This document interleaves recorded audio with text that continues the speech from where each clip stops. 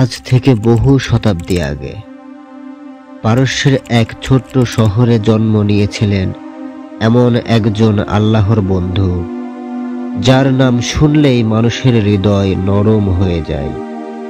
তিনি ছিলেন হযরত বাইজিদ বোস্তামি রাহমাহুল্লাহ। তিনি শৈশব থেকেই নেককার, আল্লাহর ভয়ে কান্নাকাটি করতেন, মানুষের সেবা করতেন।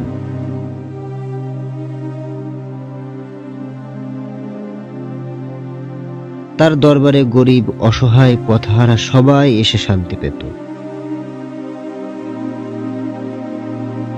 একদিন সেই শান্ত শহরে এক মহা পরীক্ষা নেমে এলো। দিন যেতে লাগলো, দুর্ভিক্ষ তত বাড়ল, বৃষ্টি নামলো না, ফসল শুকিয়ে গেল, পশুরা মারা পড়ল। মানুষের চোখে ভয়, ঘরে খাবারের ঝুড়ি খালি।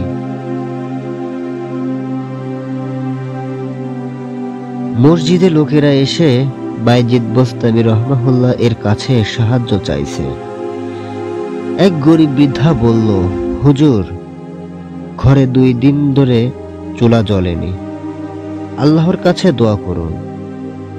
বাইজিদ বোস্তামি বললেন, আল্লাহ বড় দয়ালু, ধৈর্য ধরো ভাই, ইনশাআল্লাহ তিনি ব্যবস্থা করবেন। রাতের বেলায় বাইজিদ বোস্তামি নামাজে দাঁড়িয়ে কান্না করছেন। হে আল্লাহ, এই আপনার বান্দারা ক্ষুধার্ত, আমরা দুর্বল, আপনার রহমতের মুখাপেক্ষী। পরদিন ফজরের পর হঠাৎ দূর থেকে ধুলো উড়তে দেখা যায়। একটি বিশাল কাফেলা শহরে প্রবেশ করছে। উঠে বোঝাই খাদ্য, গম, চাল, খেজুর, পানি। কাফেলার নেতা এসে বলল, আমরা দূরদেশ থেকে আসছি। পথে ঘুমের মধ্যে একজন নুরানি চেহারার ব্যক্তি আমাকে স্বপ্নে বললেন, বোস্তামে যাও, আমার ভাইদের খাবার দাও।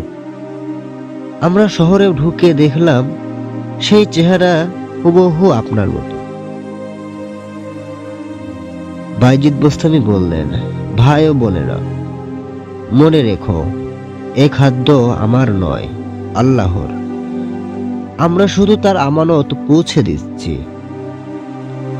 কিছুদিন পর আল্লাহ বৃষ্টি দিলেন, মাঠে আবার সবুজ ফসল জন্মালো, মানুষ স্বাভাবিক জীবনে ফিরল। কিন্তু সেই দিনের কেরামতের ঘটনা আজও মানুষের মনে জীবন্ত।